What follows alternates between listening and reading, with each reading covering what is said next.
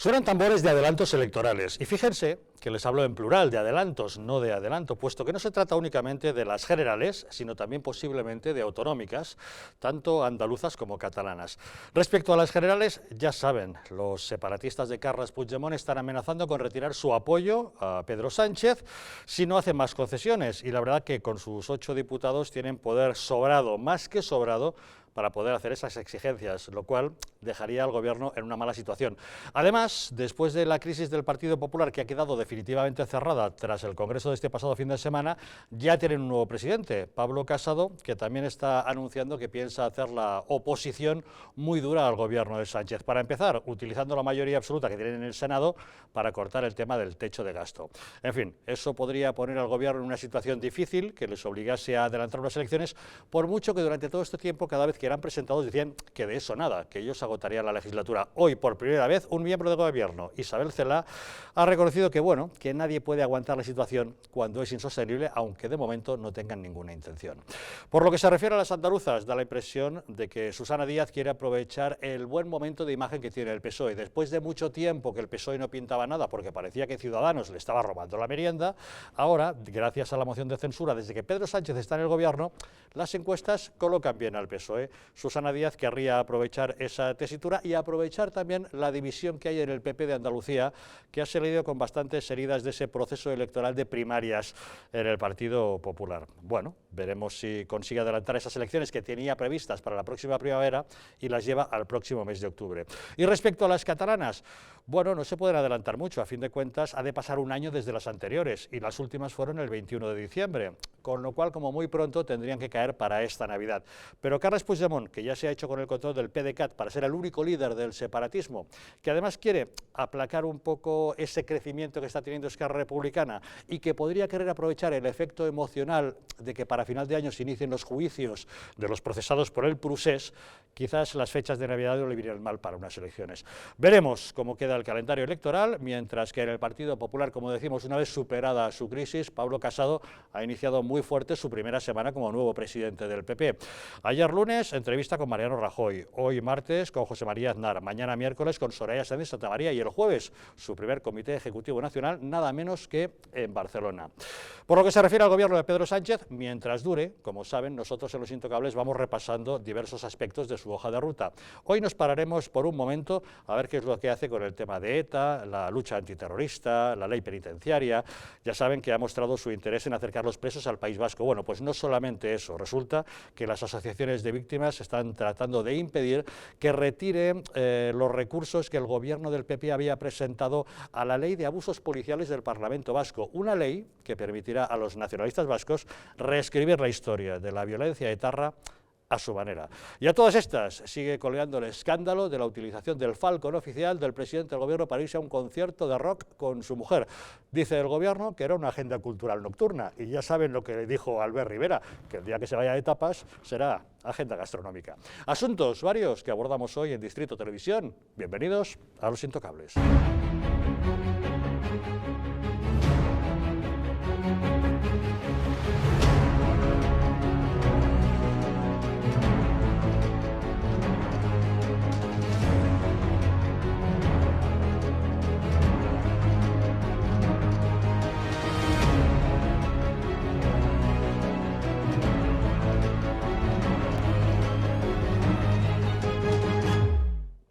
Muy buenas noches. Para abordar los asuntos que hoy nos ocupan, en la mesa de Los Intocables nos acompañan José María Aguilar. ¿Qué tal? Muy buenas noches. Buenas noches, Javier. Gracias por acompañarnos. Muchísimas gracias a ti. Guillermo del Valle, ¿qué tal? ¿Cómo estás? Buenas noches. Muy bien, buenas noches, Javier. Muchas gracias por la invitación. Ana Velasco Vidal Abarca, qué honor que nos acompañes. Muchas gracias por estar con nosotros. Gracias a ti, Javier, por invitarme. Muy buenas noches. Y Miguel Ángel Recuenco, ¿qué tal? ¿Cómo estás? Buenas noches, ¿qué tal? Bueno, ya estáis más tranquilos esta semana en el PP, ¿eh? Después de la que habéis pasado. Llevamos muy tranquilos. Bueno. Sí. Hombre, y sobre todo los que habéis ganado el Congreso más, me imagino. Estamos más contentos, pero aquí lo importante es que ha ganado el Partido Popular. La verdad es que sí. Bueno, señores, como les estábamos contando, da la impresión de que suenan tambores de adelantos electorales. Se están produciendo una serie de elementos que hacen pensar que a lo mejor, sin comerlo ni beberlo, nos encontramos con un calendario electoral que se nos precipita. Vamos a echar un vistazo a cuáles son las circunstancias que estamos viviendo. Por lo que se refiere a elecciones generales, ustedes saben que Carles Puigdemont, el fugado de la justicia, este pasado fin de semana ha aprovechado para hacerse con el control del PDeCAT. Es decir, está enterrando definitivamente aquella convergencia democrática que Jordi Pujol creó en 1974, que se convirtió en el PDeCAT, que después se diluyó en Junts per Catalunya y que ahora pretende absorber en un paraguas hegemonista que él ha bautizado como Querida Nacional per la República. Para eso ha descabezado a la gente que había en el PDeCAT, que no era de su confianza, ha puesto a sus hombres de paja allí y, aprovechando esa circunstancia, pues ha sacado pecho y le ha dicho a Pedro Sánchez que se ande con cuidado, que si no le hace más concesiones, él puede dejar de prestarle su apoyo. Y su apoyo son 8 diputados que son fundamentales para que Pedro Sánchez se mantenga en el gobierno, con lo cual, si se retirase ese apoyo, Pedro Sánchez lo tendría mal. Además, el PP ha vuelto, tal como decía Pablo Casado, el PP ha vuelto, después de la crisis que han pasado, después de la moción de censura, que Mariano Rajoy se ha vuelto a Santa Pola y que no tenía presidente, ahora ya tienen, y Pablo Casado ha anunciado que está dispuesto a hacer una oposición muy dura al gobierno de Sánchez, y va a empezar utilizando la mayoría absoluta que tiene en el Senado, seguramente bloqueando el asunto del techo de gasto, el objetivo de déficit que el gobierno de Sánchez pretendía subir y dar aire a las comunidades autónomas. Pablo Casado no se lo va a permitir. ¿Eso puede llevarnos a un adelanto electoral? Algunos especulan que incluso inminente, antes de final de año. Parece improbable, pero la verdad es que hoy por primera vez una ministra ha reconocido que un gobierno sin apoyo no puede aguantar mucho.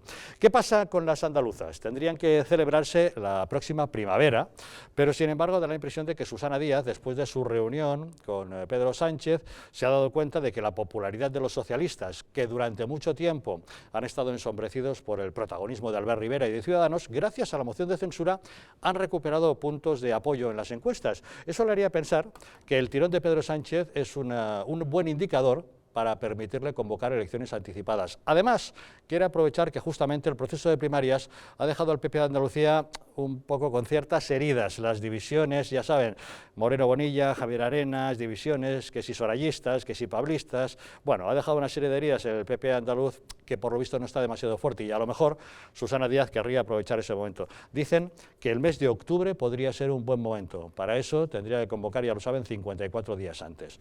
Y mientras tanto, ¿qué pasaría con las catalanas? Como les hemos dicho, Puigdemont ha conseguido barrer a los que no son de su confianza en el PDeCAT, se siente fuerte y además se da cuenta que Esquerra Republicana en los últimos tiempos le está comiendo la merienda. El hecho de que Oriol Junqueras haya aguantado estoicamente la prisión y una serie de cosas ha hecho que Esquerra Republicana pudiera haber subido como la espuma en ese brindis del separatismo y Puigdemont no quiere permitirlo. Y además, sabiendo que para final de año más o menos pueden empezar a iniciarse los juicios contra los procesados por el intento de golpe de Estado separatista en Cataluña, sería un buen momento emocional para que el votante separatista catalán fuese a votar a favor de los separatistas. Ya saben, las elecciones fueron el 21 de diciembre, ha de pasar un año, con lo cual hasta pasado el próximo 21 de diciembre no podrían ser. Pero en caso de que sea así, nos encontraríamos con un calendario electoral bastante inminente. Como les estamos diciendo respecto a las nacionales, cada vez que alguien le preguntaba a un miembro del gobierno de Pedro Sánchez si se iban a adelantar elecciones, decían que de eso nada, que habían llegado para quedarse y que agotarían la legislatura. Pues bien, hoy mismo, por primera vez, una ministra, Isabel Celaá, la ministra portavoz, al ser preguntada, ha reconocido que, bueno, que no está en su mente eso de adelantar elecciones, pero que si las cosas se ponen mal, no hay nadie que pueda aguantar. Nadie está pensando en adelantar elecciones, si bien nadie va a resistir más allá de lo razonable, sería absurdo. Respetamos absolutamente todos los procesos de las fuerzas políticas y sus resultados, pero es responsabilidad del presidente de la Generalitat, presidente legítimo de la Generalitat, que reside, como ustedes saben, en el Palau de la Generalitat y no fuera de España, el continuar con la senda iniciada por el presidente de Gobierno, una senda de diálogo, un pasillo de diálogo, con el objetivo de terminar con la crisis política de Cataluña. El presidente de Gobierno está determinado a seguir por esa senda. Sabe que es su responsabilidad y su deber. Y el presidente de la Generalitat tiene también el deber y responsabilidad como presidente legítimo de recorrerla. Esperamos como Gobierno que la recíproca sea válida. El presidente del Gobierno está determinado, pero los socios que le están aguantando en el Gobierno a lo mejor le dan por terminado. José María, ¿cómo lo ves? ¿Tenemos calendario electoral en ciernes? Hombre, yo creo que sí. Claro, el Gobierno de Pedro Sánchez, que en realidad es una especie de frente separatista, compuesto por el PSOE, por Podemitas partidos separatistas de diversa laya, de diversa condición. Lo único que lo une aparentemente es ese carácter, digamos, separatista de su unión. Y naturalmente es muy difícil mantener una coalición, pienso yo, de ese tipo estable, puesto que los intereses también de los separatistas por un lado y de los podemitas van por barrios. Se mantienen tanto en cuanto te den las exigencias que tú estés pidiendo, ¿no? Exactamente, exigencias que pueden ser contradictorias en un momento determinado, tanto entre esos grupos separatistas e incluso con el Partido Socialista Español. Por otra parte, si Pablo Casado empieza a hacer una oposición de verdad, auténtica, una oposición que consistiría en empezar en cumplir la máxima evangélica, ¿no?, que por otra parte es propia de nuestra moral católica: por sus obras los conoceréis. Si Pablo Casado es capaz de tomar algunas acciones políticas que demuestren que el PP está dispuesto a cambiar, que esa recuperación de principios y valores no es un flatus vocis, no es una paparrucha, pues quizá esa otra oposición hacia Sánchez y sus aliados pues sea definitiva para provocar unas nuevas elecciones, porque no creo que el gobierno de Pedro Sánchez pueda soportar tantas tensiones desde tantos lugares. ¿Pero las ves diferentes. tan inminentes como para antes de fin de año o crees que no tanto? Eso no lo sé, pero claro, luego está el electoralismo y el cálculo, que ya forman una parte intrínseca de la política española en un grado tan exacerbado, pues no sé. Los partidos se mueven tanto por sus intereses inmediatos, por el resultado, han perdido ya de vista, yo creo, todas las necesidades nacionales, prácticamente parecen que vienen de espaldas a la realidad, que puede ser... Que es imposible hacer planes a una semana vista. Sí. Guillermo, ¿qué te parece? Yo creo que hay un elemento común, ¿no?, un denominador común en el tablero político que nos planteabas, Javier, y es, claro, esa idea de que la izquierda, el Partido Socialista, la presunta izquierda, no tiene que resistir a costa de qué, ¿no?, y con qué aliados. El gran drama es que el Partido Socialista Obrero Español no entienda que para llevar a cabo un proyecto político verdaderamente social, verdaderamente de izquierdas, el marco de juego es el Estado. Construir ese proyecto político con unos aliados cuyo objetivo primordial es desmontar el Estado, diluir el Estado, fragmentar el Estado desde un punto de vista territorial, es absolutamente inviable. Por tanto, lo que tiene que hacer la izquierda, en primer lugar, es vacunarse de una vez por todas del nacionalismo, que es una ideología profundamente reaccionaria y que además inviabiliza el proyecto de la izquierda, ¿no?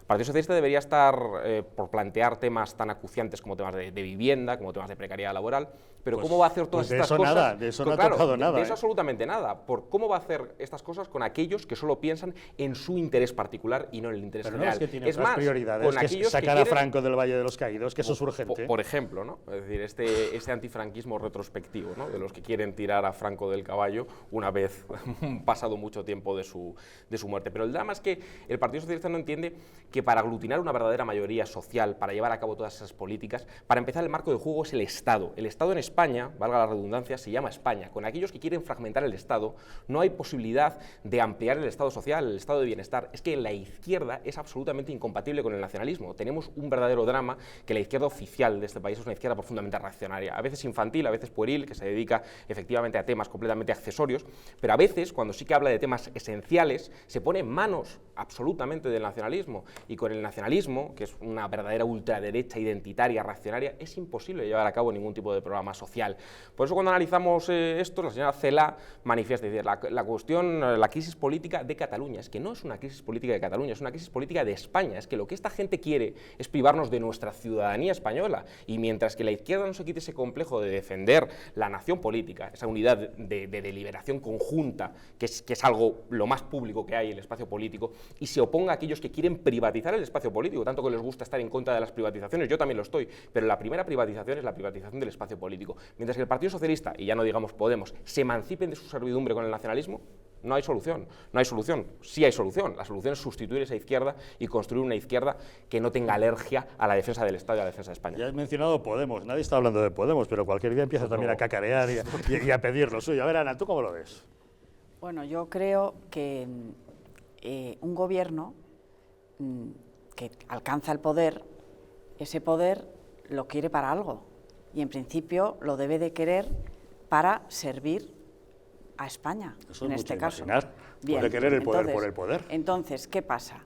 realmente es muy lamentable que estemos en la situación en la que estamos. Es decir, que un partido de la envergadura del Partido Socialista se haya prestado a ser apoyado por los separatistas, como muy bien has dicho, para alcanzar el poder, eso implica automáticamente que ese poder queda invalidado, porque no lo va a poder ejercer con libertad, porque no va a poder ejercer un poder para servir a España, porque los separatistas no quieren servir a España.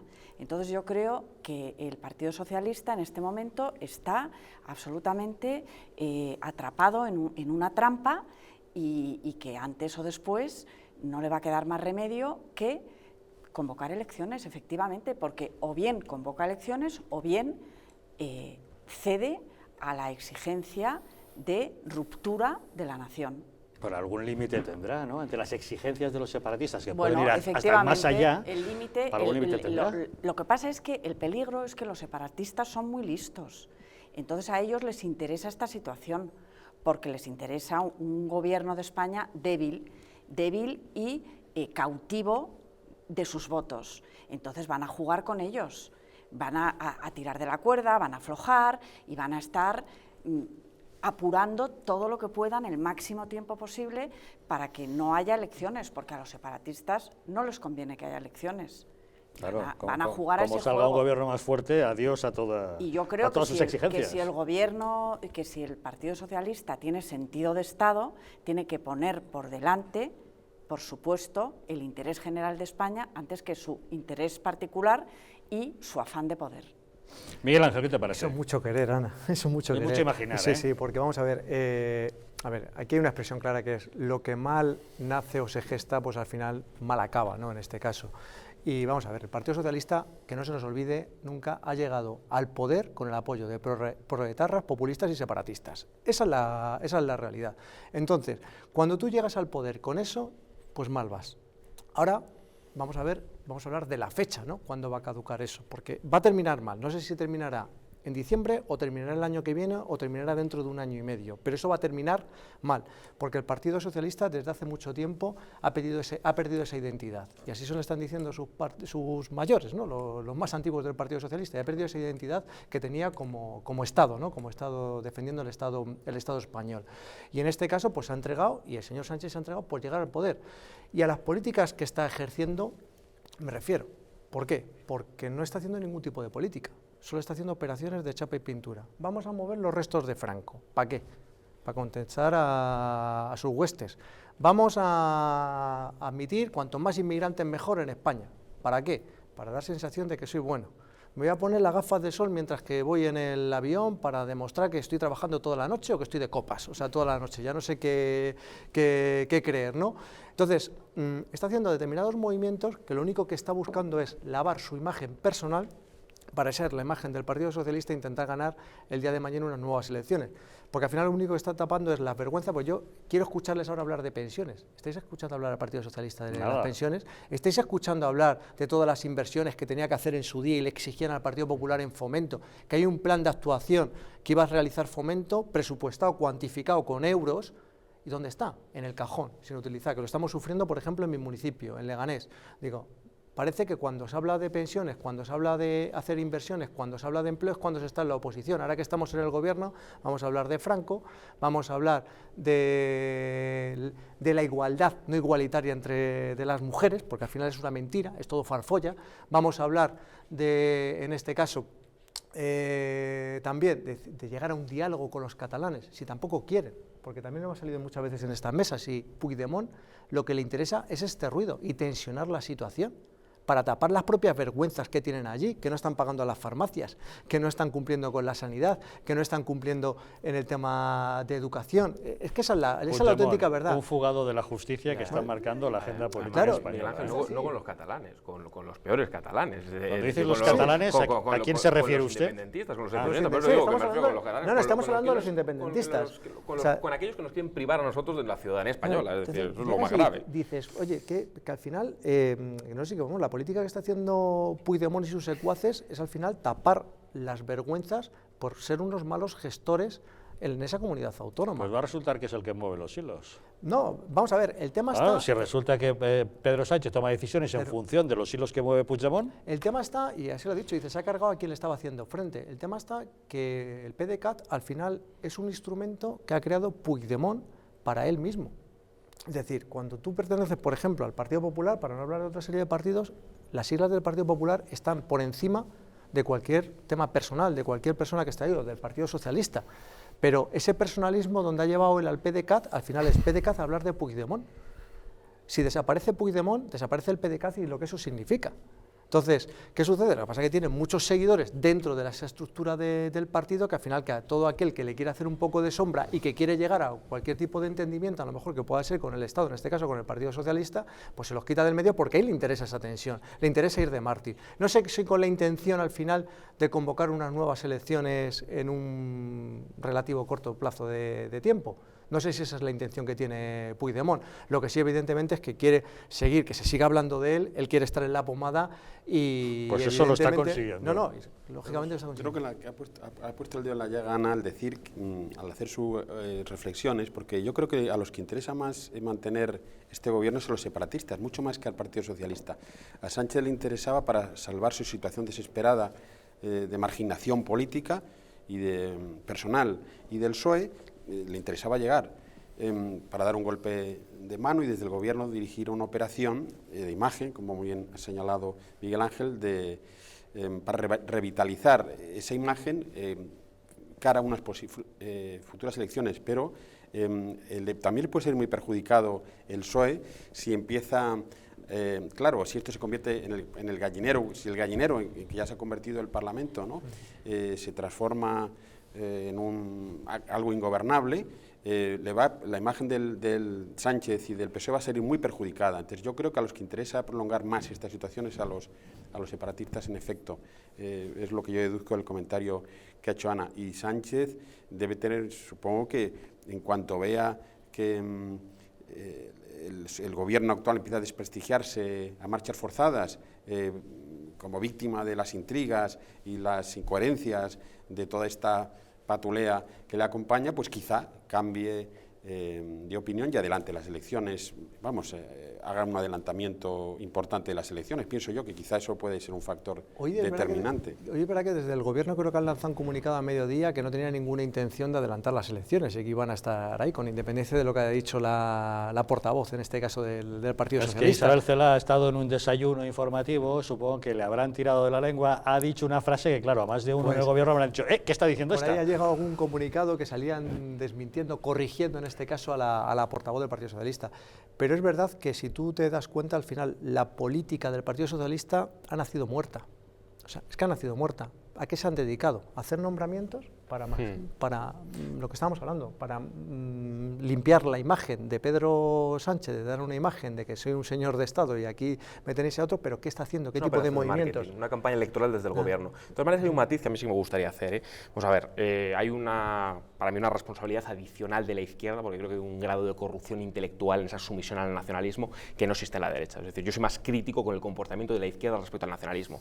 Pero hay una responsabilidad general de los grandes partidos políticos en esa hegemonía, en esa preeminencia de los partidos nacionalistas en la condición permanente y perpetua de la política española. Es decir, no me olvido de que tanto el Partido Popular como el Partido Socialista han querido mantener una ley electoral manifiestamente injusta que ha puesto siempre la llave de la gobernabilidad de España en aquellos partidos políticos cuyo objetivo primordial no es que no creyeran en España, sino su objetivo político primordial era desmontar el Estado, era desmontar España, lo cual no deja de ser paradójico, construir el Estado con aquellos que quieren destruirlo. Ahí hay una responsabilidad política compartida, por ejemplo, en el seno cambio de la ley electoral.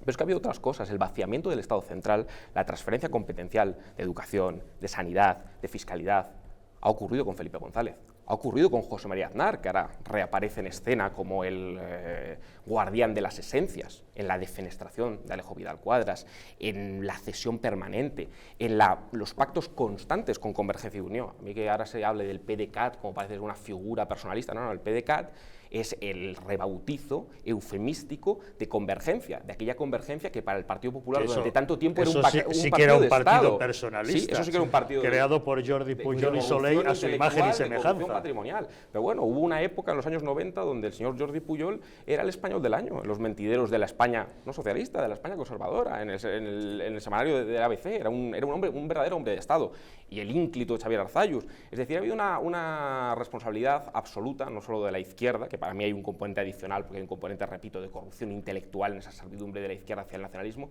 pero también de la derecha, que ha estado muy cómoda en la cesión constante frente al nacionalismo, y lo hemos visto en los últimos presupuestos generales del Estado, y lo hemos visto, por ejemplo, en el comportamiento del Partido Popular del País Vasco, a ver si ahora cambia con Casado, que ha desaparecido, que esa identidad que tenía antes, que bueno, yo desde la discrepancia ideológica sí era reconocible, ¿no? Con María San Gil, por ejemplo, es decir, de contundencia frente al nacionalismo. Es que ahora, ¿cuál es el papel del Partido Socialista de Euskadi? Ninguno. Obviamente el Partido Socialista de Euskadi gobierna con el PNV, a nadie le escandaliza, gobierna con el partido más reaccionario que hay en España, con el Partido Nacionalista Vasco. Pero es que el Partido Popular en el País Vasco, ¿qué ha hecho? El Partido Popular, bueno, es decir, se ha difuminado también en el paisaje. ¿Qué política lingüística, por ejemplo, ha llevado a cabo en Galicia? Pues una mimética, desde don Manuel Fraga, a la del nacionalismo, la extrapolación de un sistema de inmersión lingüística a Galicia. Es decir, hay una componente de responsabilidad también de los dos grandes partidos, no solo del Partido Socialista, en su sumisión al nacionalismo, en la identificación del nacionalismo como el aliado constante para las políticas de Estado, y eso es gravísimo, por no hablar de otras cuestiones que ya son verdaderamente sagradas en la política española, como el concierto económico, el cupo vasco, que es un privilegio inaceptable que tritura por todos los lados de la igualdad de todos los españoles, pero que no se puede discutir, lo discutimos unos pocos. Al margen de esas cuestiones ya muy de fondo, que darían lugar a mucho debate, estamos con esos tambores de posible adelanto electoral. Y hemos hablado de las generales, pero ¿qué pasa con las andaluzas? Que da la impresión de que serían las que más probablemente sí adelantaran, y en vez de esperar a la próxima primavera, se adelantasen a este próximo mes de octubre. Hoy Susana Díaz ha sido preguntada al respecto y ha dicho que ella no tiene intención de adelantar elecciones, pero que eso es algo que no depende solo de ella. Yo que quiero, como todo gobernante, agotar la legislatura, esa es mi voluntad. Pero es verdad que no dependerá solo de mí, y algunos están exclusivamente en generar inestabilidad. Pues bueno, ya veremos. Yo voy a hacer todo lo que tengo que hacer para seguir ayudando a que se cree empleo, a que sea de calidad y a recuperar derechos. Y nos quedan muchas cosas todavía que hacer y las vamos a hacer. Pero bueno, sí parece que serían las más fácilmente adelantables, ¿no? ¿Nos da la impresión? Bueno, en mi opinión, no se deben adelantar elecciones, por norma. Es decir, hay que cumplir los ciclos y cuando se acaba la legislatura, pues se convocan elecciones. Eso está muy bien, porque, pero sabes bueno, que eso ya, no es así. Pero ¿por qué tenemos que habituarnos a algo anómalo? ¿Por qué tenemos que aceptar algo que está mal? Porque como en la disolución de cámaras y convocatoria electoral es potestad exclusiva del presidente de cada uno de los gobiernos, lo hace cuando más le conviene. Pero yo digo que eso está mal. Eso está mal porque hay que agotar las legislaturas y no se puede convocar unas elecciones a conveniencia del que gobierna para tener más votos. Eso es, desde mi punto de vista, tiene un punto indecente, ¿no? Y un punto de jugar con ventaja sobre el resto de competidores, entre comillas. Por otro lado, Susana Díaz es una demócrata. Entonces, las elecciones en Andalucía, a mí particularmente, no me dan ningún miedo, porque es el juego democrático, ganará el partido que tenga que ganar, pero Susana Díaz o Díaz no es peligrosa, o sea, está en el juego democrático de España, ella es leal al Estado, es leal a la nación, por lo tanto, que se adelanten o no se adelanten las elecciones en Andalucía, bueno, es una cuestión que puede tener su relevancia, pero que si gana el Partido Socialista en Andalucía, pues tampoco es tan grave. Llevan gobernando 30 y tantos años, o sea que pues será más de lo mismo, pero no nos estamos jugando nuestro ser. Por lo tanto, me parece un problema menor, cosa diferente a lo que ocurre en Cataluña, dado los problemas que tiene actualmente España. Estoy de acuerdo con Ana, yo creo que cuando a ti te eligen es para que completes ese mandato. Es decir, yo cuando Susana habla de inestabilidad no sé muy bien a qué se refiere, no sé si como tiene minoría. Es verdad que a lo mejor veníamos de otra época en la que existían esas mayorías absolutas en comunidades autónomas, en ayuntamientos, o incluso en Estado también en ocasiones, y parece que no están amoldados a gobernar de otra manera. Pero es que yo creo que las mayorías absolutas en este país tenemos que acostumbrarnos a que durante un tiempo no van a estar. O sea, estamos obligados y condenados a entendernos, ¿no? O sea, tanto a nivel municipal y a nivel autonómico, yo creo que todavía con más razón. Entonces, yo creo que por mucho que ella perciba pues ese lavado de imagen que antes hemos visto de Pedro Sánchez, del Partido Socialista, que tiene un auge, a lo mejor ella se cree que le va a dar una mayoría absoluta en Andalucía, que no va a ser así, que Ciudadanos está para quedarse, el Partido Popular está para quedarse, y yo discrepo en cuanto a esa división y en cuanto a que está débil. O sea, yo creo que no, que al contrario, que esto va a ser un rearme y va a salir para adelante, bueno, con independencia de... En estas primarias ha habido algunas disensiones. Sí, pero con independencia... Alguna heridita ha quedado. Sí, pero que con independencia... Que se puede curar, claro, no lo pongo en duda, pero reconoce que alguna heridita se han pero hecho. Con independencia... En unos sitios más que en otros, y en Andalucía quizá un poquito más. Sí, pero que con independencia de que existiesen pues, dos ramas y que unos apostasen por unos y otros apostasen por otra, pues al final, a día de hoy, es decir, oye, mira, codo con codo y vamos a tirar para adelante. De hecho, ya se ha dicho que Moreno es quien tiene que encabezar el asunto en Andalucía. Sí, no hay tiempo para cambiarlo. Y todos a una. Es que, vamos a ver, es que ese es el quiz. Además, a día de hoy es el que más tiempo lleva trabajando allí en Andalucía, como número uno. No hay nada que reprocharle desde un punto de vista de corrupción, desde cualquier tipo de punto de vista. Y dice, pues oye, para adelante con el ideario, ¿no? Yo creo que es lo lógico. Si muchas veces es aplicar el sentido común en la política, aunque es el menos común de los sentidos. Bueno, ya que estamos hablando del Partido Popular, vamos a entrar en materia en lo que ha sido la primera semana de Pablo Casado como presidente del PP. La verdad es que ha tenido una semana intensa. Pequeña pausa y les contamos.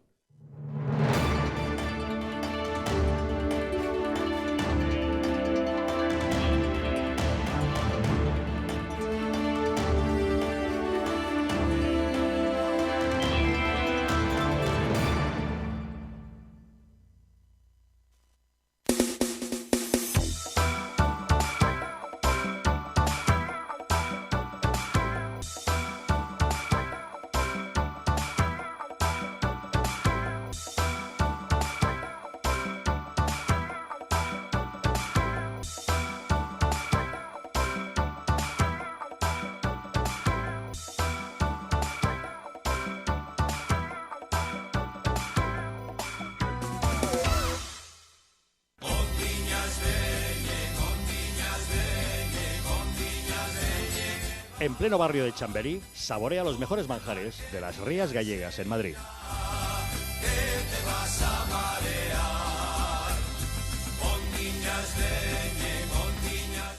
Restaurante Villafoz, el mejor sabor de Galicia en Madrid. Te esperamos en la calle Gonzalo de Córdoba, número 10. Teléfono para reservas 91 593 88 71. El que no ama a su patria, no ama nada. Grandes traidores a España, desenmascara a los Judas que la historia ha convertido en héroes. Un pueblo puede sobrevivir a sus enemigos, pero no a la traición de sus gobernantes. ¿Por qué en nuestras escuelas los más infames, genocidas, racistas y sediciosos son venerados como auténticos héroes? ¿Por qué personajes que pretendían el exterminio de los españoles son homenajeados con plazas, calles y colegios en España? Desmontaremos una por una las falacias de la falsa leyenda negra. Un libro que descubre a los traidores que cambiaron para siempre el rumbo de nuestra historia. Porque solo conociendo a los traidores del pasado podremos identificar a los enemigos del presente.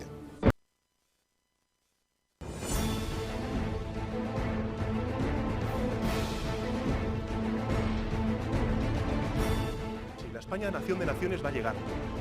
Visca Catalunya, lliure y soberana. Diré que yo soy el lehendakari más peligroso para sus intereses. Independiente en forma de república. Todos estos que acaban de ver hablan mucho, muchísimo, posiblemente hasta demasiado en el resto de canales. Y se les hace una crítica, pero pequeñita. Aquí va a ser al revés, en Distrito TV va a ser al revés. Aquí ellos van a poder hablar, por supuesto, pero la crítica va a ser mucha, muchísima, va a ser tremenda. ¡Hala!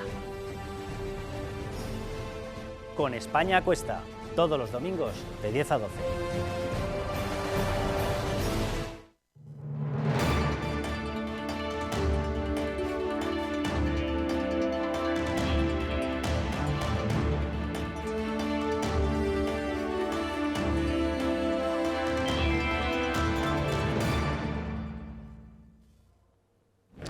Intensa la actividad que Pablo Casado está manteniendo en su primera semana como presidente del Partido Popular. Echen un vistazo a su agenda. Ayer lunes, reunión con Mariano Rajoy en su despacho de Génova.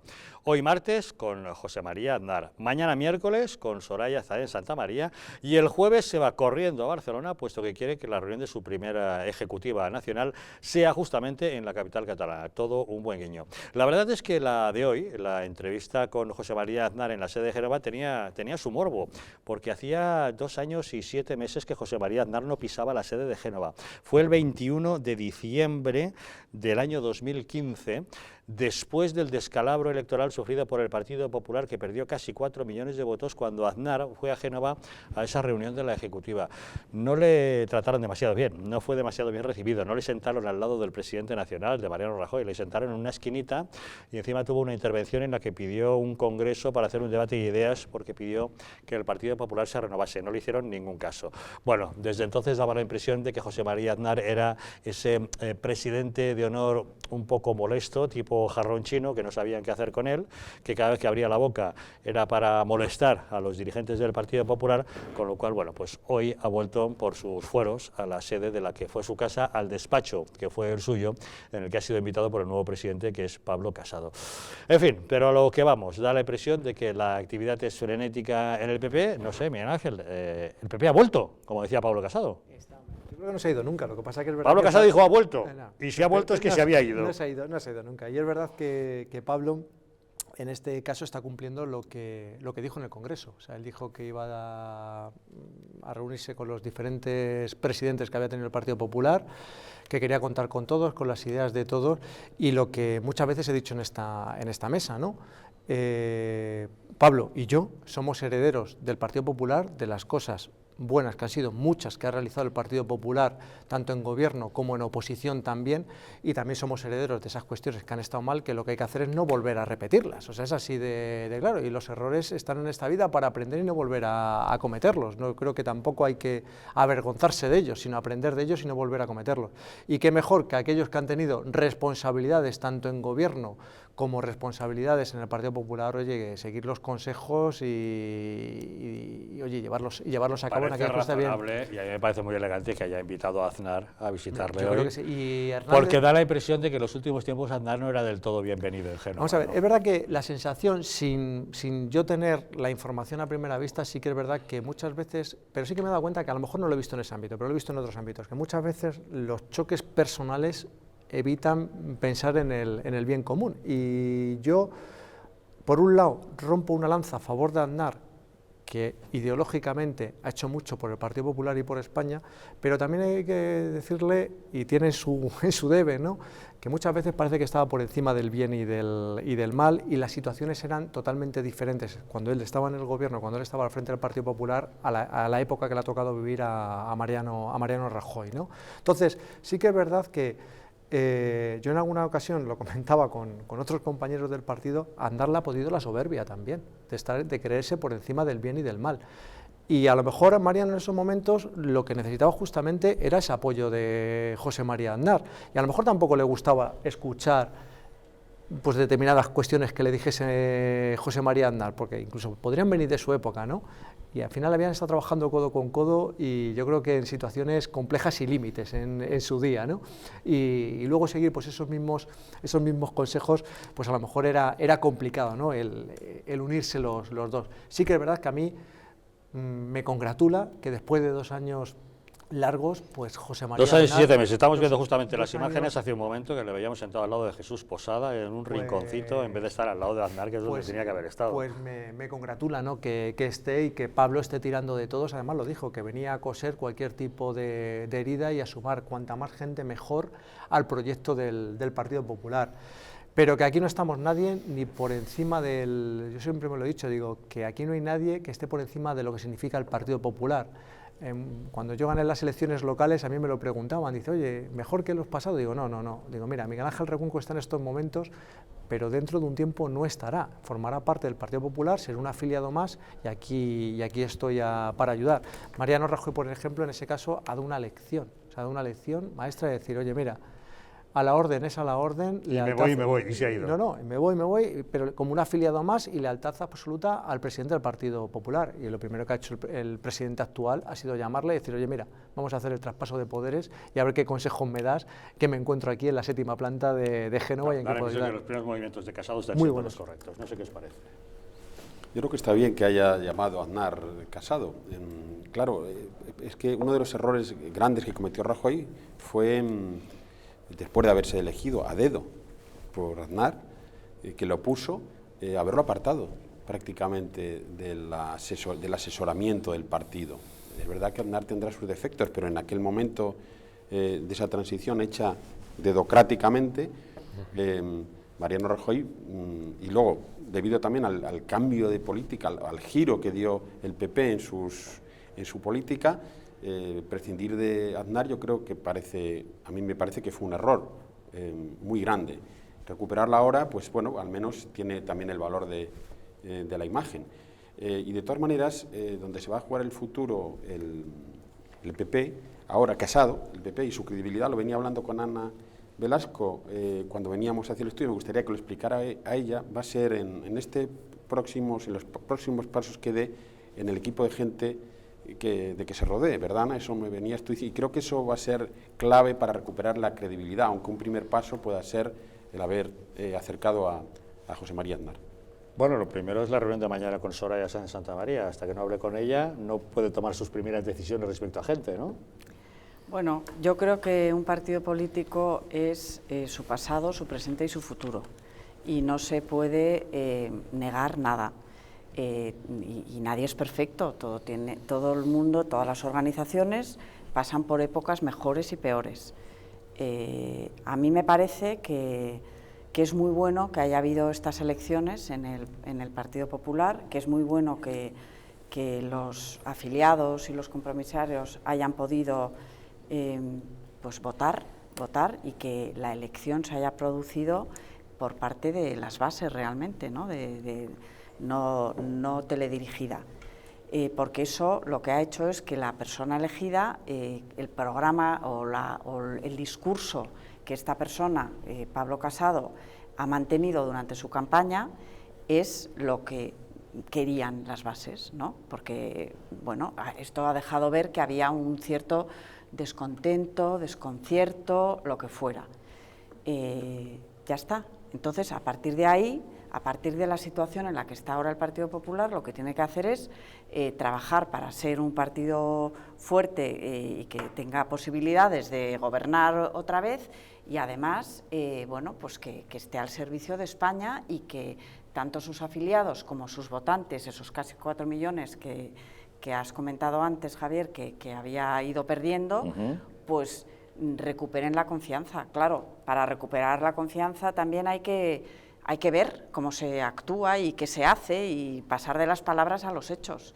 Y efectivamente el equipo que conforme a su alrededor el nuevo presidente del Partido Popular, pues será muy indiciario de cuáles van a ser sus siguientes pasos. Yo creo que este momento es el momento de observar y de dar un margen de confianza, porque todavía no da tiempo a juzgar, no se puede juzgar nada. Lleva 2 días, o sea que Guillermo, ¿cómo lo ves?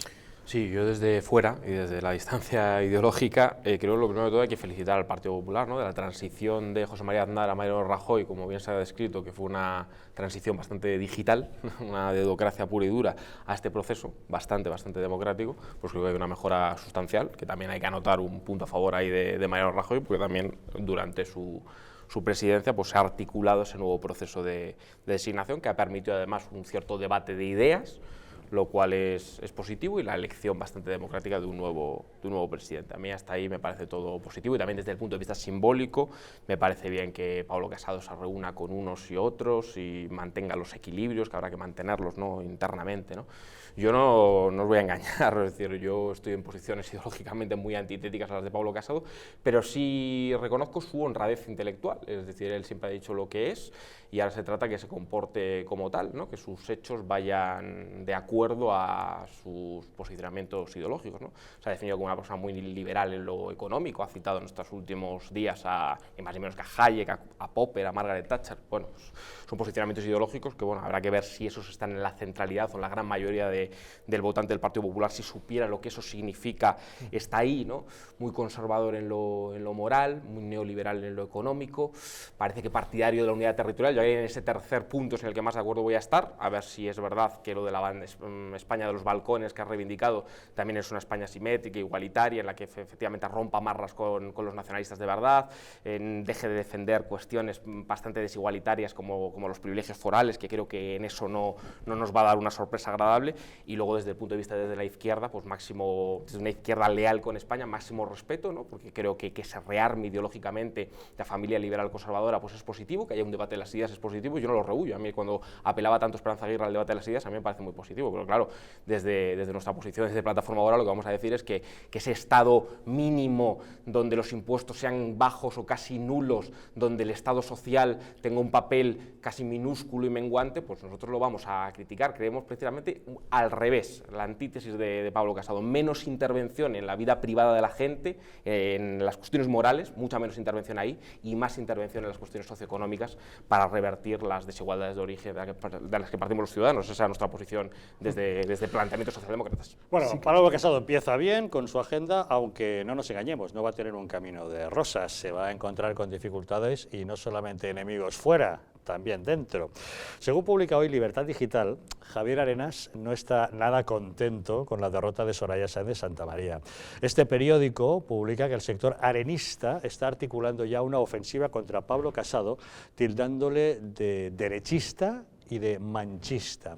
Esta información surge toda a partir de un mensaje en Twitter emitido por el periodista Pepe Oneto, que aseguraba haber escuchado un comentario, y decía así: comentario de Javier Arenas en el AVE de vuelta a Sevilla: tendrán que contar con nosotros, que somos un 42%, yo seré secretario del grupo en el Senado, además esto puede durar lo mismo que Hernández Mancha.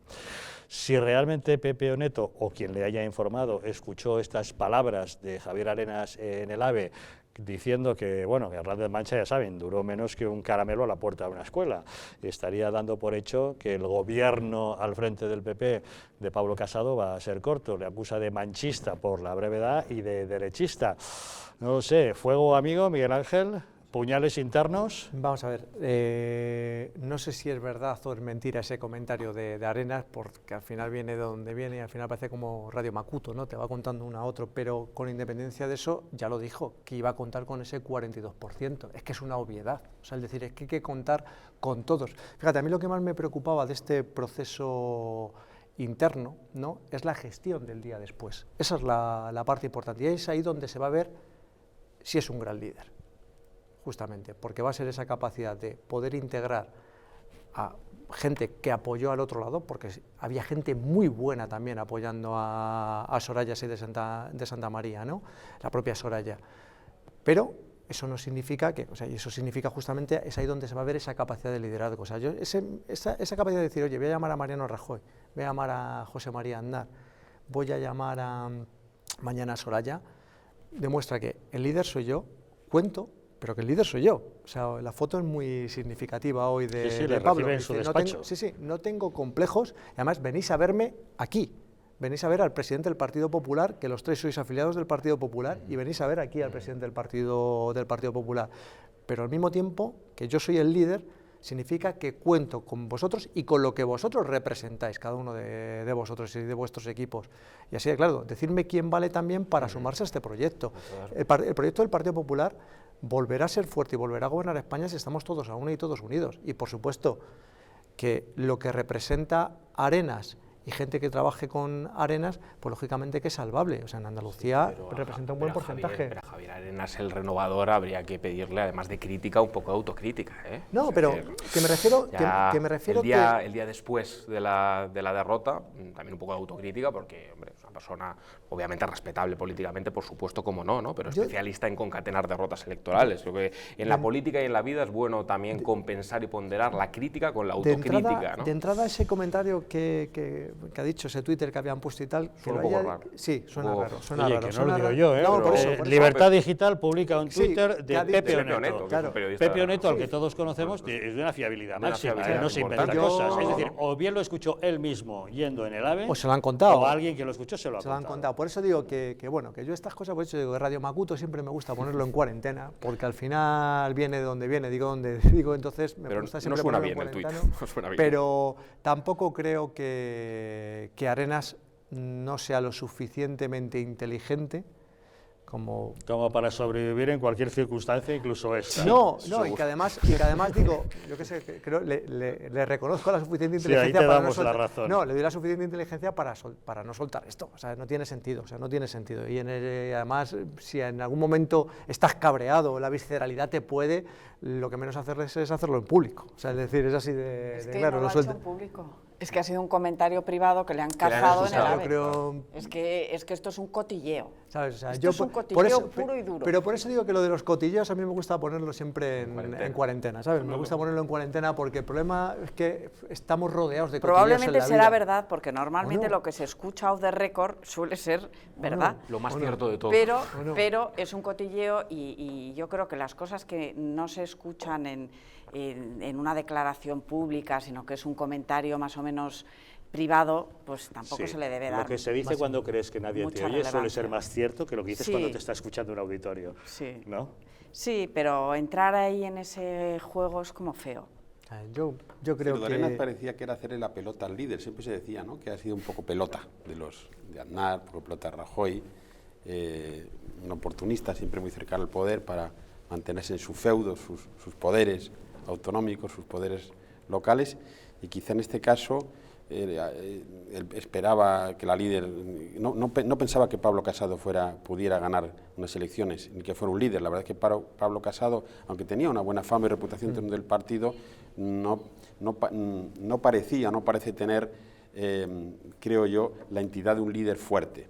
Veremos a ver si, tú sabes que lo puede demostrar. Hay algunos viejos del lugar que a estos nuevos que mandan el PP les llaman los niñatos de nuevas. Claro, de nuevas generaciones, los niñatos. Sí, es que un poco ese perfil tiene Pablo Casado, ¿no?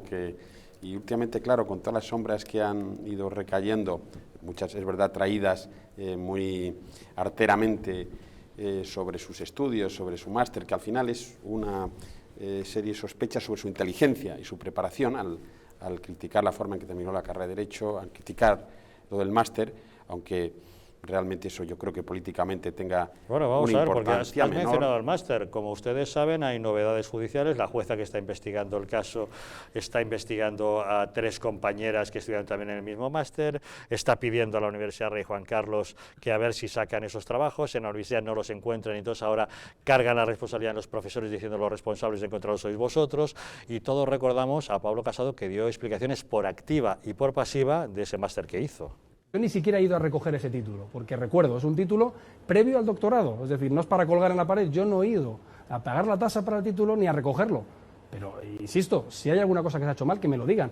Lo que no puede ser es aparecer en portada del País sin un pantallazo, sin una acusación y más que un rumor de un profesor que no sé ni siquiera si estaba en mi clase. Recibo en mi despacho a todos los periodistas que quieran ver mis trabajos, mis notas, mis accesos a intranet, que los sigo teniendo, mi calificación. Lo único que no tengo son las certificaciones oficiales que yo tendría que ir ahora a la universidad a pedirlas. Es decir, yo lo que tengo es como alumno lo que guardé. Lo bueno es que guardo todo, guardo hasta el tríptico. Creo que los políticos nos tenemos que especializar para mantener nuestra independencia, para irnos cuando queramos al sector público o cuando nos echen los ciudadanos. Pero lo que no me parece bien es que algunos intenten acelerar esa salida. Pues Pablo Casado se ha hinchado a dar explicaciones al respecto. Parece que él guarda todo lo que cualquier estudiante hubiera guardado, lo que no tiene es lo que debería haber guardado la universidad o los profesores, pero fíjense, han sido apenas 48 horas desde su victoria en el Congreso, se ha nombrado presidente del Partido Popular y de inmediato se ha reactivado la artillería con el tema del máster. Está claro que, no sé, da la impresión de que alguien lo estaba esperando, ¿no?, para empezar a disparar. Eso es porque le temen. Y además, a raíz de lo que estabas comentando, José María, yo creo que si algo va a caracterizar a Pablo, y el otro día ya con los primeros nombramientos que hizo dentro de ese comité que va a nombrar, ya te das cuenta, ¿no?, de los perfiles que está buscando y los que has visto en campaña, ¿no? Porque no se trata de contar solo con la gente de nuevas generaciones, no. O sea, Pablo sí que viene de nuevas generaciones y yo creo que es muy honroso. Yo, por ejemplo, no estoy en nuevas generaciones, no he participado en nuevas generaciones, soy otro perfil dentro del Partido Popular, vengo del mundo profesional y pasas a formar parte del Partido Popular. No he hecho una vida en nuevas generaciones, pero respeto a todos los que han estado ahí. A fin de cuentas, haber pasado por nuevas generaciones es una cuestión de juventud, algo que se cura con la edad. Eso es. Pero tampoco es grave, ¿no? Yo ver a María San Gil con él, pues oye, te das cuenta de que también respeta las canas y respeta la historia de este partido. Ver a Pizarro te quiere decir que se va a rodear de los mejores, ¿eh? O sea, a mí yo cuando vi a Pizarro al lado de Pablo Casado, se rodeaba de los mejores, pero es que es más, el otro día vi también a Terol con él, que hombre, que yo creo que ha demostrado su capacidad tanto en la comunidad autónoma cuando era director general y más todavía siendo alcalde de un gran municipio de Boadilla. A Maroto también lo ha demostrado como gestor. Entonces ves que se está, a la alcaldesa de Fuengirola, ves que se está rodeando también de perfiles municipales y de perfiles desde el punto de vista privado y de perfiles también que han tenido altas responsabilidades en política estatal. Entonces llegas y dices, cuidado, que eso lo que demuestra al final también es un buen líder, rodearte de los que son incluso mejores que tú. O sea, es así de claro, para estrujarlos, aprovecharte de esos conocimientos y de esa sabiduría y saber exponerla, que en eso sí que es el mejor, que es importante, ¿eh?, en comunicar y en saber expresar y mover los sentimientos, que eso es la gran diferencia que ha tenido, por ejemplo, con Soraya. O sea, de Soraya yo creo que no hay que dudar su capacidad de gestión, pero a la hora de comunicar, y Pablo ha estado dando la cara en todas las televisiones, yo creo que lo que sí es un profesional es esa capacidad de dar la cara en televisión, en radio, en la prensa escrita, y el saber comunicar y tener un mensaje muy claro y muy nítido. Meter dentro de los mejores a Maroto supongo que es una ironía, una breve ironía. No, como alcalde no lo hizo mal, y le quieren mucho en Vitoria. Bueno, no, pero más allá de eso, yo sí que pongo alguna nota discrepante en eso. A mí sí que me parece un buen comunicador, efectivamente, Pablo Casado, mucho mejor que Soraya Sáenz de Santa María, desde luego, y me parece bien, como he dicho antes, que haya un rearme ideológico en la derecha y centre en el debate ideológico, la confrontación, que ahí debería estar, no en el nominalismo, no en el quítate tú, que me pongo yo. Pero bueno, más allá de esto, a mí el tema de la universidad, obviamente puede haber un interés espurio en que de hecho lo hay, creo, ¿no?, en que se retome este asunto, nada más se produce su elección, pero no creo que se esté poniendo en cuestión su inteligencia, todo lo contrario, es una persona que siempre ha vivido en el partido, ha hecho vida profesional fuera del partido absolutamente nula, ha vivido por y para el partido, lo cual tampoco me parece mal, porque la política profesional tiene que existir en democracia y los partidos políticos son instrumentos esenciales y constitucionales de un sistema democrático, no me parece mal. No, pero creo que el tema universitario, y creo que la imputación, ¿no?, la consideración de investigadas de varias de sus compañeras también me parece ser, revela de momento, y preservando de manera muy sagrada la presunción de inocencia de todo el mundo, algo más grave que una cuestión meramente superficial. Ahí lo que se está vislumbrando es una utilización, no sé si generalizada, esperemos que no, y esperemos a ver qué dicen los juzgados y tribunales, de las instituciones públicas, de instituciones públicas tan importantes como la universidad pública, como instituciones cuyo funcionamiento no era del todo ejemplar y donde se hacían determinados negocios privados y tráficos de influencias poco recomendables. Yo creo que ahí habría que poner un interrogante.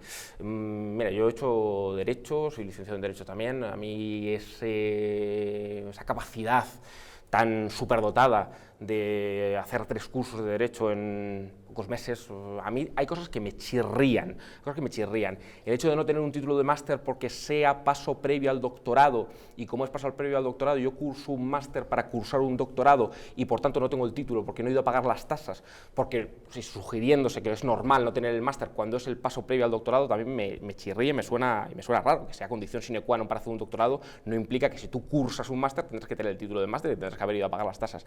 Bueno, hay diferentes cuestiones que están encima de la mesa y vamos a ver, a mí no me preocupa tanto no creo que sea nuestra responsabilidad adelantarnos a lo que van a decir los jueces y tribunales, y creo que hay que respetar la presunción de inocencia de todo el mundo, esto es fundamental, pero sí que es verdad que a los representantes políticos, a los políticos hay que exigirles una responsabilidad previa a la jurídica, previa a la judicial y al jurídico penal, que es una responsabilidad política, y creo que gente además reconocidamente liberal, que cree que el Estado tiene que tener un papel muy minoritario y que incluso hay que sustituir quizás la educación pública por el cheque escolar, por alguna otra cosa, y utilizar las instituciones públicas, las universidades públicas, de una manera poco ejemplar, que es lo que parece que está trascendiendo a todo esto, no me parece nada recomendable. Es decir, oye, una universidad pública, se ha obtenido un título en una universidad pública, una persona además que ha hecho proselitismo de que el Estado tiene que tener un papel subsidiario al del mercado, al del sector privado, que tú eres un partidario de que principalmente sea el sector privado el que dé y cree puestos de trabajo, aclara muy bien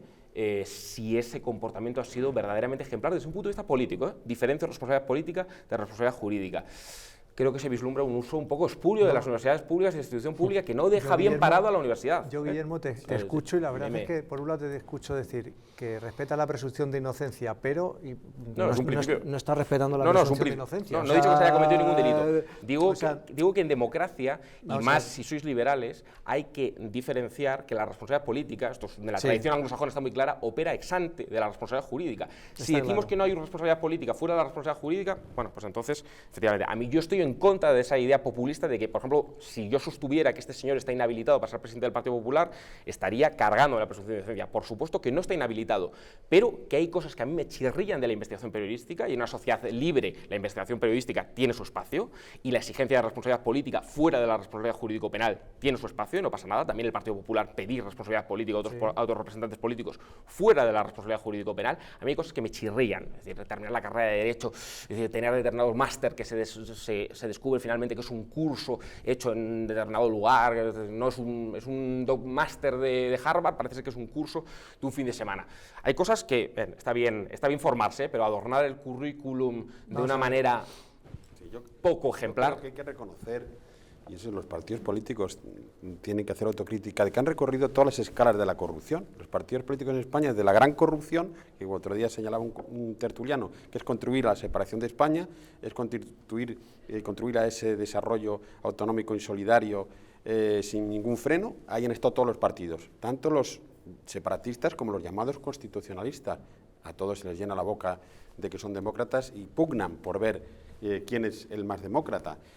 Eso por un lado, pero por otro lado han tenido la corrupción corriente, la más normal, que era la económica. Digamos que esa es la mediana corrupción, que la han transitado con toda normalidad. Los partidos políticos viven de las subvenciones estatales, lo cual ya es una corrupción también institucionalizada.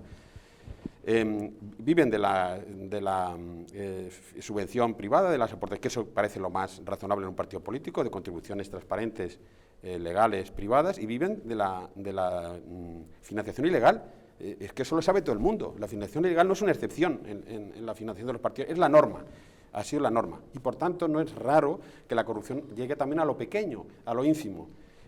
José María, yo creo que llega hasta los cursos y hasta las titulaciones. Habría que diferenciar entre delitos y pecados mundanos. Por supuesto. Que hayamos destrozado la vida a una persona como Cristina Cifuentes, primero porque si el máster que hizo no lo hizo, que seguramente alguien le dijo, venga, va, tú firma aquí que te lo regalamos porque eres una señora importante, y que luego la hundas personalmente porque roba una crema y en el momento en que ya la ha pagado teóricamente esa falta que es menor queda resarcida y no la inhabilita para ningún cargo de gestión, que hayamos acabado con ella, encima destrozando y haciendo leña al árbol caído como hemos hecho. ¿Qué pasa? No hemos aprendido nada de Rita Barberá, a la que matamos a disgustos para luego demostrar que no eran ciertas las acusaciones que se vertían sobre ella. Es decir, yo no sé hasta qué punto se nos está yendo la mano con esto. La corrupción interna del PP, porque todo eso ha nacido de la lucha intestina que había en el PP. Pero luego los políticos se han acostumbrado a que hay universidades del PSOE y universidades del PP, que las universidades del PSOE regalen las titulaciones a los políticos del PSOE y que las universidades del PP le regalen los títulos. Pues a lo mejor lo que habría que combatir es que se instrumentalicen esos organismos. Y no tienen ni siquiera conciencia de maldad los políticos. Cuando hacen esto y aceptan un título medio regalado, es porque lo ven normal, porque campan por sus respetos por España sin ninguna consideración, y yo creo que esto sí es una crítica autocrítica que se deben hacer. Yo pienso una cosa, y es que el utilizar este tipo de armas para para neutralizar al contrincante, eso sí que es corrupción moral absoluta. Y hoy en día estamos viendo cómo campa por sus respetos la posverdad, que no es otra cosa que la mentira. Está claro. Entonces se utiliza como arma para destruir al contrincante la mentira a través de las redes sociales, desprestigiarle como se pueda. El caso que has puesto de Cristina Cifuentes es bochornoso para el que ha filtrado esa cinta. Es absolutamente, es una inmoralidad. Para el que la ha guardado absoluta. durante 7 años en un cajón, a saber cómo la ha extorsionado durante todo ese tiempo y finalmente ha decidido sacarla y utilizarla para acabar con ella, y ha acabado. Claro, entonces que se guarden dosieres de las personas públicas para utilizarlos cuando conviene y que eso se acepte, pues es muy peligroso y muy dañino para la Pensábamos sociedad. que era potestad de Alfonso Guerra y Narcís Serra y nos hemos dado cuenta de que no, que hay otros que utilizan las mismas técnicas. Los propios ciudadanos los que rechazáramos a quien hace eso, y además normalmente se escudan en el anonimato, porque no sabes quién ha sacado eso a la luz, no lo sabes. Yo, el tema en concreto del máster, hombre, a mí me parece mal que una universidad regale títulos universitarios, regale másteres y regale lo que sea. Me parece fatal porque además redunda en el propio desprestigio de la propia universidad y devalúa los títulos que miles de estudiantes obtienen con esfuerzo y con estudio. Y efectivamente hay que reconducir la moralidad pública. Hay que reconducirla, porque la corrupción de todo lo demás viene de esa primera corrupción que es la moral. Correcto. Estoy muy de acuerdo con vosotros en lo que decís, el tema del vídeo de las cremas. Eso trasciende todos los límites, porque eso no era una crítica a una corrupción que afectase a las instituciones públicas. Lo de los másters, efectivamente, pone en entredicho cómo estaba funcionando una institución pública, una universidad, y que cundiera en la opinión pública esa imagen de que se estaban regalando títulos aparejados, no aparejados al valor del esfuerzo, del mérito, de la capacidad, de un trabajo detrás. Eso es tremendo, ¿no? Eso es vergonzoso, Guillermo, pero yo me refiero a quien hace utilización de eso, es un malnacido. No, pero quien hace utilización, por ejemplo, de un tema de dolor personal, porque detrás del tema de las cremas pues hay una historia seguramente de dolor personal. Digo, utilizar eso para desprestigiar personalmente, para devastar la vida, no política, sino personal de alguien, eso es tremendamente mezquino y además es revelador de una podredumbre de la vida pública muy preocupante, también desde un punto de vista periodístico, ¿no? Porque utilizar esto también para descabalgar al oponente y filtrarlo en el momento oportuno y sacarlo justo cuando interesa a unos determinados móviles espurios, pues es realmente preocupante. Yo en cuanto a aquello de las cremas y como decía Kelly, remover además todo esto es como todavía es más vomitivo, ¿no? Es decir, oye, mira, ¿qué sacamos? ¿No? Sí que es verdad que es mezquino, es una bajeza absoluta. Lo malo de Miguel Ángel es que no aprendemos nada. Yo creo que Yo creí que con lo de Rita Barberá algo habríamos aprendido. No, me equivoqué. No aprendimos absolutamente nada, no nos importa nada que la gente muera a disgustos, ¿qué más da? Hay gente que no va a aprender nunca. Luego Rita Barberá se demostró que iban a dictarle también la absolución del asunto, vamos, la iban a desimputar, ¿no? de la cuestión. En el tema de las universidades, vamos a ver, sí que hay que lanzar una reflexión, porque, y además yo en su día lo hablé ya, porque cuando salió todo el tema de Cristina Cifuentes estuvimos hablando largo y tendido sobre los máster, ¿no? Yo cursé en su día un máster. No estaba todavía metido en política. A raíz de decir, dentro del PP y demás y tal, o no del PP, dentro de los partidos políticos. Dentro de los partidos políticos se regalan, es una parte también como de corrupción. Digo, vamos a ver. Cuando yo estudié el máster, yo estudié el máster recién licenciado de la carrera también, me licencié en Derecho y recién licenciado estudié el máster. Y yo me di cuenta que dije, pues, demasiado profesor para poco alumno. O sea, es decir, me faltaba un bagaje profesional que le hubiese sacado un mayor rendimiento al máster si yo hubiese tenido esa experiencia profesional en la calle. Pero compañeros míos había que sí que eran profesionales, dentro de la administración pública, dentro del sector privado de la abogacía, que no os imagináis a las clases que faltaban, pero es que ni os lo imagináis. ¿Por qué? Porque su vida profesional les impedía asistir a clase. Yo os he dado cuenta que era un máster presencial de 950 horas, o sea, un señor máster, ¿no? no, era imposible que alguien que tenga una actividad profesional se pueda dedicar a eso, ¿no? Luego es verdad que empezaron a sacar otro tipo de máster, que eran los fines de semana y demás y tal, pero claro, ya no eran 950 horas, estos eran todos los días 6 horas, o sea, era la clase. Y claro, y faltaba mucho, y al final en esos momentos a mí me daba rabia, como alumno que asistía todos los días a mi clase y me examinaba, tal, que había otros compañeros que incluso sacaban mejor nota, a lo mejor que yo, que no iban a clase. Pero desde el punto de vista de la distancia, y ahí es donde vengo a la reflexión, qué buenos profesores para poco alumno, es decir, es que muchos de ellos en determinadas materias, o en la gran mayoría, eran casi más profesionales que los propios que estaban impartiendo las clases. Lo que ocurre es que iban a especializarse y a formarse en otra serie de materias. Entonces, claro, juzgar todas las...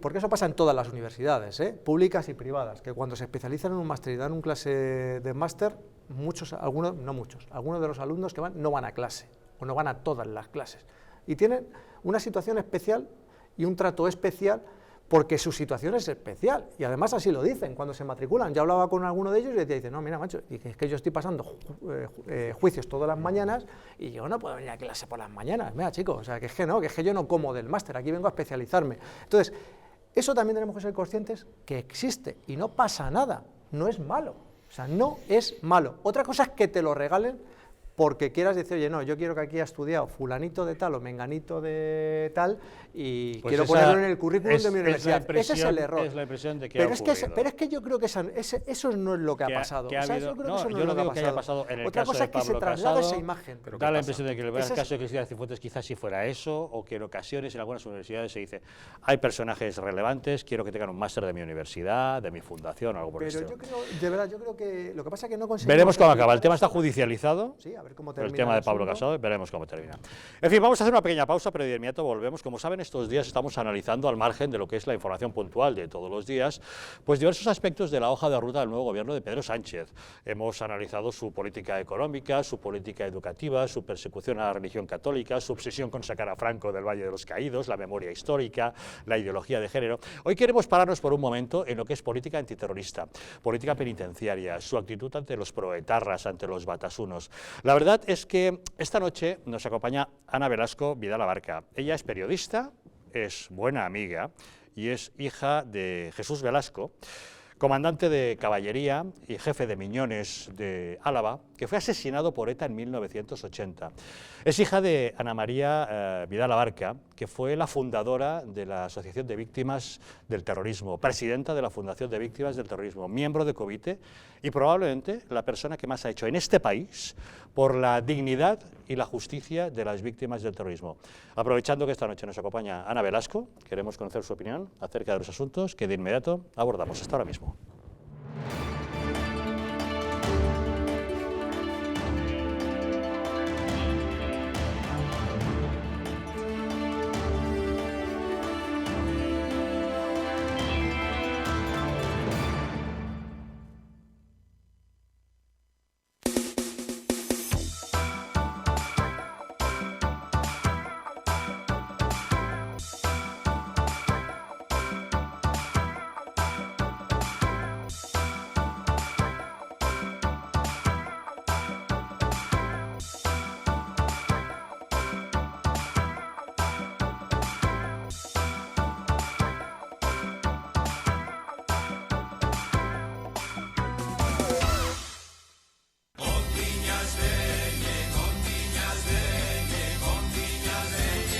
En pleno barrio de Chamberí, saborea los mejores manjares de las Rías Gallegas en Madrid.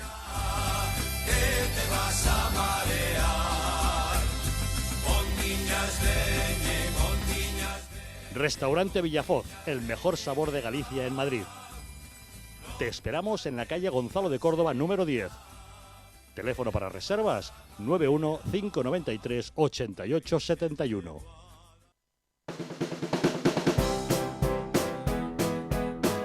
Mercado de Montiz, una experiencia única y diferente.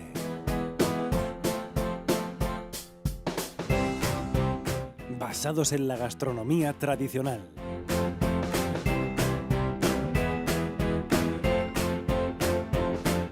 Especialidad en carnes y arroces.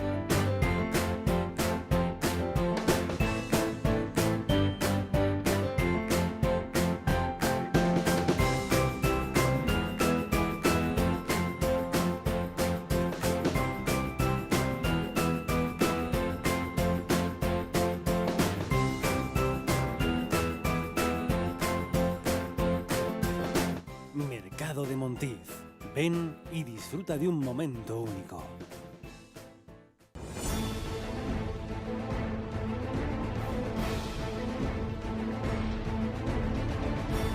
Si la España nación de naciones va a llegar. Visca Catalunya, lliure i soberana. Diré que yo soy el Lehendakari más peligroso para sus intereses. Independent en forma de república. Todos estos que acaban de ver hablan mucho, muchísimo, posiblemente hasta demasiado en el resto de canales. Y se les hace una crítica, pero pequeñita. Aquí va a ser al revés, en Distrito TV va a ser al revés. Aquí ellos van a poder hablar, por supuesto, pero la crítica va a ser mucha, muchísima, va a ser tremenda. ¡Hala! Con España a cuesta, todos los domingos de 10 a 12.